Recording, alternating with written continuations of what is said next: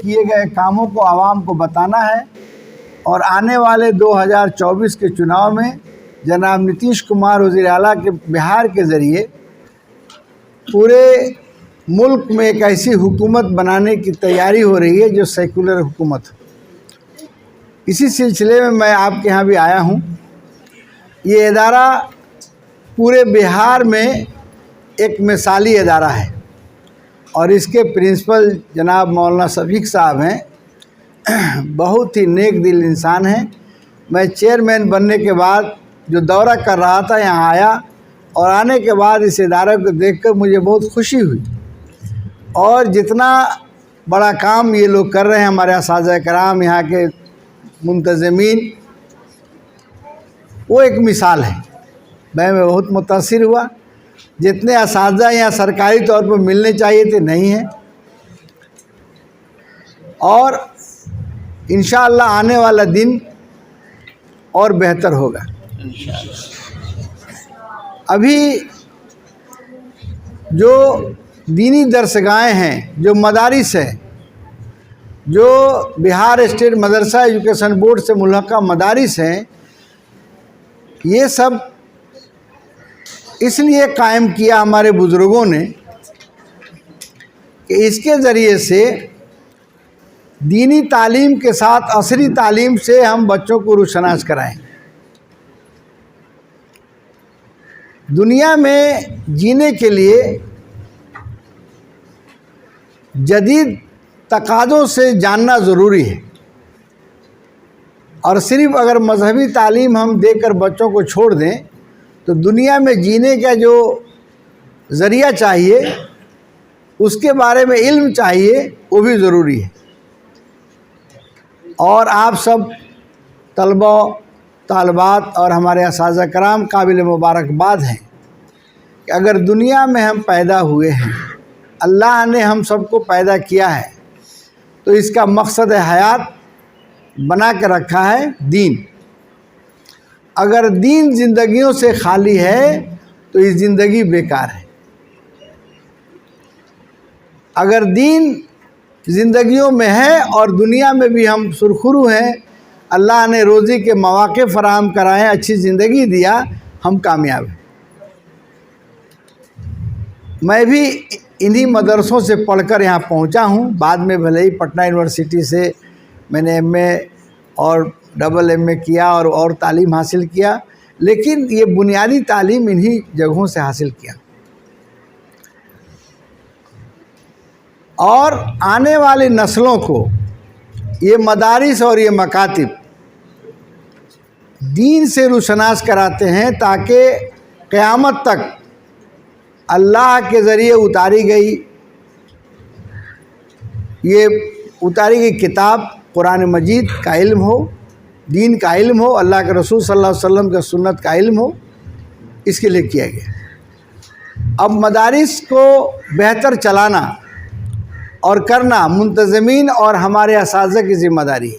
और जिन मदरसों में असातिज़ा मुखलिस हैं तो वहाँ की तालीम अच्छी है, वहाँ का हर मैनेजमेंट बेहतर है और ये मदरसा मिसाल है पूरे बिहार में। मैं बार बार आना चाहता हूँ। यहाँ देख के मुझे खुशी होती है, एक मेहनत करके इस इदारा को सींचा गया है। जब मुल्क आज़ाद हुआ और आज़ादी के बाद जब कॉन्स्टिट्यूशन बना तो उसमें आर्टिकल 29 और 30 में ये हक दिया गया कि हम अपने मर्ज़ी के मुताबिक इदारा कायम करेंगे, चलाएंगे और उसको अपने मजहबी तालीम के साथ असरी तालीम देंगे। इसलिए कि हिंदुस्तान के आइन के 28 में कहा गया ए में कि कोई भी सरकारी इदारा अगर ग्रांट लेता है तो मजहबी तालीम नहीं दे सकता है। और 2A में कहा गया है कि अगर आप ग्रांट लेते हैं तो ट्रस्ट के अंडर में है तो मजहबी तालीम दे सकते हैं। इसीलिए मैंने मदरसों में ट्रस्ट लागू किया। और मुल्क की आज़ादी के बाद पूरे बिहार में सिर्फ 1128 मदरसों को सरकार ने इल्हाक किया था, पैसे दे रहे थे। लेकिन जनाब नीतीश कुमार जब वज़ीर आला बिहार बने उन्होंने एक मुश्त 2459 मदरसों को ग्रांट के ज़ुमरे में शामिल किया और उसके लिए शर्त कमरों का, ज़मीन का लगाया गया। उसको शर्त को हमारे असाज़ा जो लोग 2459 नहीं पूरा किए, गलत रास्ते से चाहते थे हम मंजूरी करा लें। अगर 6 कमरे बना दिए होते, ज़मीन उसी वक्त उसको उसके 5 कट्ठा 10 कट्ठा 1 बीघा जो रजिस्ट्री कर दिए रहते, अभी जो हालात पैदा हुए नहीं होते। और जब मैं चेयरमैन बना 19 में दिसंबर में, तो पहली जो मीटिंग हुई वज़ीर आला के साथ यहाँ रीजनल सेंटर के इफ्तिताह के मौके पर पूर्णिया में, जब हमारे उलमाए कराम तकरीबन 5000 की तादाद में शरीक हुए और वज़ीर आला ने देखा कि भाई ये मदरसे के असातिज़ा इतनी तादाद में हैं, इनके मसाइल हल करने चाहिए, तो उसी मीटिंग में उन्होंने हमारे मदारिस के असातिज़ा को 7वीं शरह तनख्वाह दिया और जो नए मदरसे थे उनको शरह तनख्वाह दिया, जिसके नतीजे में मदरसा बोर्ड का जो बजट था असातिज़ा के लिए 200 करोड़ था, वो 400 करोड़ हो गया और अभी 500 करोड़ है। उसके साथ साथ तुरंत जब पटना गए उन्होंने, तो 25 तारीख को 17 को मीटिंग हुई थी, 25 फरवरी को उन्होंने बाज़ाब्ता इसको कैबिनेट डिसीजन करके लागू कर दिया। मदरसा के पढ़ने वाले बच्चे बच्चियों को भी उन्होंने मिड डे मील, साइकिल, पोशाक, स्टाइपेंड के ज़ुमरे में शामिल किया। और यहाँ के जो बच्चे पढ़ रहे थे मदरसों में, स्कूल में तो मैट्रिक में 10,000 फर्स्ट करने पर, इंटर में 15,000 कर दिया गया था। बाद में मदरसा में पढ़ने वाले फौकानिया में पास करेंगे तो उनको 10,000 और मौलवी में पास करेंगे तो 15,000। और जो हमारी तालिबात अगर वो आलिम पास करेंगी फर्स्ट डिवीज़न से तो उनको भी 50,000 रुपये देने का ऐलान किया गया, दिया जा रहा है। इस तरह से मदारिस को बेहतर करने के लिए वज़ीर आला ने काम किया। दूसरा, उन्होंने स्कीम लाया है मदरसा इस्तेहकाम योजना, लेकिन अभी तक हर जगह उसका फ़ायदा नहीं पहुंचा है। लेकिन आने वाले दिनों में इंशाअल्लाह सभी मदरसों में कमरे तामीर कराए जाएंगे, उसके साथ साथ बैतुल खोला, पानी का इंतज़ाम और बढ़ने वाले बच्चे को किताब फराहम करा दी जाएगी। मेरे जो पीरियड था चेयरमैनशिप में, उसमें सबसे बड़ा इनकलाबी कदम ये उठाया गया कि 25 बरसों से किताबें नहीं थी मदरसों में, निसाब तालीम मुरत्तब नहीं किया गया था। यूनिसेफ की मदद से और जनाब नीतीश कुमार वज़ीर आला बिहार के ताउन से, उनकी क़यादत में मदरसों में नया निसाब तालीम लागू किया गया, जिसके तहत आपने देखा 1 से 8 तक SCRT बुक और फौकानिया और मौलवी में NCRT बुक उर्दू में प्रिंट कराकर और मजहबी किताबों को जो निसाब में शामिल कर प्रिंट कराकर एक 19 लाख में गाड़ी खरीदी गई फोर्स, और उस किताब को उस गाड़ी पर रखकर पूरे बिहार के तमाम मदरसों में पहुंचा दिया गया। अब नया निसाब तालीम ऐसा बनाया गया जिसमें हमारे बच्चे जब मदरसों से पढ़ेंगे तो वो JNU में, अलीगढ़ में और मौलाना आज़ाद नेशनल यूनिवर्सिटी में दाखिला ले सकते हैं। उसको बजाते उनकी डिग्री को मसावी दर्जा हासिल हो गया। ये सब इनकलाबी कदम उठाए गए। सबसे बड़ी बात, मदरसा बोर्ड को भी डिजिटल किया गया, जदीद तकाज़ों से जोड़ा गया कि अब हमारे बच्चे ऑनलाइन, जो बदउनवानी हुआ करती थी मदरसों लेवल पे या बोर्ड में, अब ऑनलाइन वो फॉर्म भरते हैं, ऑनलाइन उनका रजिस्ट्रेशन होता है, ऑनलाइन मार्कशीट दिया जाता है, ऑनलाइन एडमिट कार्ड दिया जाता है। घर बैठे हमारे पूर्णिया, किशनगंज, अररिया, दूर दराज के जो बच्चे हैं वो भी डिजिटल में अपना फॉर्म भर लेते हैं और उनको ऑनलाइन आपको दरखास्तें तलब की गई, उस पर हम लोगों ने उनका जवाब दिया।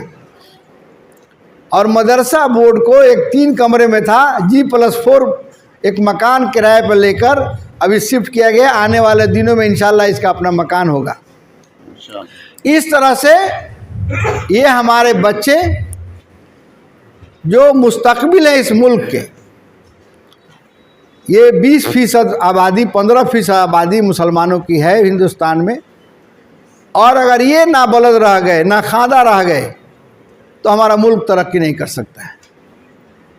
और आप सब काबिल मुबारकबाद हैं, हमारे तलबा तालबात यहाँ पर तालीम हासिल जो कर रहे हैं, कि आप असरी तालीम के साथ दीनी तालीम हासिल कर रहे हैं, इस्लामी शरीयत के बारे में भी जानकारी हासिल कर रहे हैं, ताकि ज़िंदगी में कभी गुमराह आप नहीं होंगे, भटकेंगे नहीं। और कभी अपने आप को नीचा मत महसूस कीजिए। ये जान लीजिए ये कमतरी के शिकार हमारे बच्चे मदरसों में हो जाते हैं। अल्लाह ने कुरान में कहा अंतमुल आलौन इन कुंतुम मोमिनीन, दुनिया में सरबुलंद रहोगे अगर तुम मोमिन हो। हम मोमिनाना सिफत को छोड़ दिया हूँ तो जलील रुसवा हो रहे, गलत रास्ता अपनाते हैं, झूठ बोलते हैं, दूसरे का हक मारते हैं। हमने सिर्फ नमाज और रोज़ा और हर ज़कात को दीन समझ लिया। ये तो पैदा हुए तो नमाज पढ़ना है, ये कोई कमाल की बात नहीं है। लेकिन दीगर जो अहकामात हैं उसको हमने फरामोश कर दिया है। जैसे अहद व पैमा हम मजाक समझ लिया, किसी से वादा करते हैं मुकर जाते हैं। और इन्नल अहद कान मसूला, अल्लाह अहदों और वादों का सवाल करेगा, मजाक नहीं है। आज समाज में परेशानी क्यों है? हम अपने बदअहदी करते हैं, हम इंसाफ नहीं करते हैं। इंसाफ करना है। मैं भी डरता था, चेयरमैन था कि किसी का हक मत, झूठ बोल के लोग बोलते थे। मैं परेशान झूठ से था। मैं 4332 मदरसों को निगहबानी में परेशान नहीं था। लोग जब झूठ बोलते थे तो आदमी का कोई वही तो नाजिल नहीं हो रही है कि हमको मालूम हो या सही क्या है। उसको सही कराने में परेशानी होती थी। मैं कराता था, सही पता करता था सही क्या है। इसलिए अगर हमने गलत कर दिया तो एक आदमी का हक से महरूम कर दिया, जो हकदार था उसको मैंने गलत कर दिया, तो अल्लाह ताला वहदों पे जाके सवाल करेगा कि इंसाफ किए कि नहीं। हम लोग फ्री नहीं हैं। दुनिया में हम पैदा हुए हैं तो दुनिया की भी जिम्मेदारी और आखिरत का मामला है। इसलिए अभी जो है हुकूमत बिहार ने, जनाब नीतीश कुमार जी ने इंसाफ के साथ तरक्की का नारा दिया है और उन्होंने हर तबके को मजहब की बुनियाद पर नफरत नहीं कर सकते हैं, उस पर उन्होंने रोक लगाई। आप देखिएगा अभी जो आया ये कोरोना पीरियड, यूपी में मुसलमानों के साथ क्या हुआ और बिहार में मुसलमान इज्जत के साथ रहा। नीतीश जी किसी को गलत काम नहीं करने दिए। भले ही भाजपा अलायंस में थे लेकिन हिम्मत नहीं थी कि कोई आदमी गलत करे। और आपको मालूम होगा कि 2014 में जब उनको मालूम हुआ नीतीश जी को कि ये जो है मोदी जी बनने वाले हैं प्रधानमंत्री, भाजपा ने ऐलान किया, उससे अलग हो गए कि ये आदमी सही नहीं है।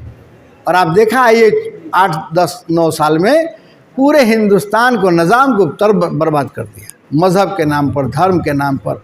और जितनी भी सरकारी संस्थाएं थी उसने एयरपोर्ट बेच दिया, रेलवे स्टेशन बेच दिया, और आपके पैसे जो काट काट के आप LIC में दिए हैं उसको अडानी को दे दिया और LIC पैसे को दे दिया। तो हम मुसलमान हैं तो हमें भी देखना है जमहूरी मुल्क में कि सरकार किसकी बन रही है। अगर हम खामोश रह गए तो ऐसे लोग हमारे मालिक बन जाएंगे जो हमारे दीनी मदारिस को पामाल करेंगे, दीनी तशख़्ख़ुस को पामाल करेंगे। ये जान लीजिए इस जमहूरी मुल्क में हमें भी बेदार रहना होगा। आप देखिएगा इस तारीख को देखिए, आज़ादी से पहले और आज़ादी के बाद दारुल उलूम देवबंद का क्या रोल था आज़ादी की लड़ाई में। और जितने भी हमारे जमीयतुल उलमा के उलमा थे, हज़ारों हज़ार उलमा शहीद हो गए। आज हम लोगों ने सिर्फ अपने को महदूद मसाजिद मकातिब तक कर लिया है। हमें सियासी शऊर भी जिंदा रखना है कि सरकार किसकी बन रही है। अगर उलमा चाह देंगे तो रुख मोड़ देंगे समाज का। अल्लाह ने इन लोगों के अंदर वो ताकत और कुव्वत दिया है, लेकिन ये लोग खामोश हो गए हैं और गलत लोग आगे आ गए। जब तक उलमा ने रहनुमाई की इस मुल्क की, आज़ादी में देखिए अबुल कलाम आज़ाद लाख मज़हब के नाम पर मुस्लिम लीग मुल्क बांटना चाहते थे, और जमीयतुल उलमा, दारुल उलूम देवबंद और ये हमारे मौलाना अबुल कलाम आज़ाद और ऐसे उलमा, बाशऊर उलमा, उन्होंने मुखालफत किया, मुल्क नहीं बंटना चाहिए। और आज हश्र देखिए, पाकिस्तान जो है इस्लाम के नाम बना, उसका क्या हश्र है। और आज इस हिंदुस्तान में हमारे इतने बड़े बड़े मदारिस, इतने मकातिब और दीन तशख़्ख़ुस के साथ हम जिंदा हैं यहाँ पर, हमको किसी तरह की परेशानी नहीं है। इसीलिए आने वाला दिन जो अभी सियासत का रुख है उस पर भी निगाह हमारे उलमा को चाहिए। हज़रत मौलाना मिन्नतुल्लाह रहमानी साहब आखिरी दिनों में जब इमारत शरिया के ज़िम्मेदार थे, हालात पैदा हुए मुल्क में, उन्होंने पूरा चट्टान के तरह से खड़ा रहे और सरकार को झुका दिया। साहबानो केस में उन्होंने फैसला करवाया पार्लियामेंट से। ये उलमा का रोल रहा है। इसीलिए मैं ख़ास तौर से मदारिस के हमारे जो असातिज़ा कराम हैं, उलमा कराम हैं, उनको मैं दावत देना चाहता हूँ कि जो नीतीश कुमार जी ने अभी भाजपा से अलग होकर जो ऐलान किया है कि आने वाला 24 में पार्लियामेंट के चुनाव लाइक माइंड पार्टियां सेकुलर होगी, उनको एक करना होगा। और उसके लिए हमारे उलमा अगर इलाकों में पूरे तरफ बता दिया कि नहीं, महागठबंधन के जो उम्मीदवार हैं उनको जिताना है, और बिहार से अगर हमारे 38-39 सीट जीत गए तो वहाँ की सरकार उनकी नहीं रहेगी, इसलिए कि उनका वार हमारे दीन पर हो रहा है, हमारे उलमा पर, हमारे अच्छे इदारों पर हो रहा है। अगर हम खामोश रह गए तो ये इदारे पामाल हो जाएंगे, और जब इदारे का तशख़्ख़ुस ख़त्म होगा तो हम बाकी नहीं रहेंगे। दीन बाकी नहीं रहेगा, हम बाकी नहीं रहेंगे। दीन की बका हमारी बका का ज़ामिन है, ये जान लीजिए। इसलिए अभी हम चाहेंगे कि इस तरह के जितने भी लोग हैं, 25 तारीख का जो यहाँ पर जो जनाब नीतीश कुमार जी ने महागठबंधन के जरिए बुलाया है, मकसद ये है कि सेकुलर लोगों को एक करना है और किसी के बहकावे में नहीं आना है, और सरकार ऐसी बने जो सेकुलर हो, जो हिंदुस्तान के आइन में 29-30 में जो हुकूक हमें दिए गए वो पामाल नहीं हो, हमारे आज़ारे महफूज रहें। और ऐसी सरकार मोहब्बत की सरकार बने।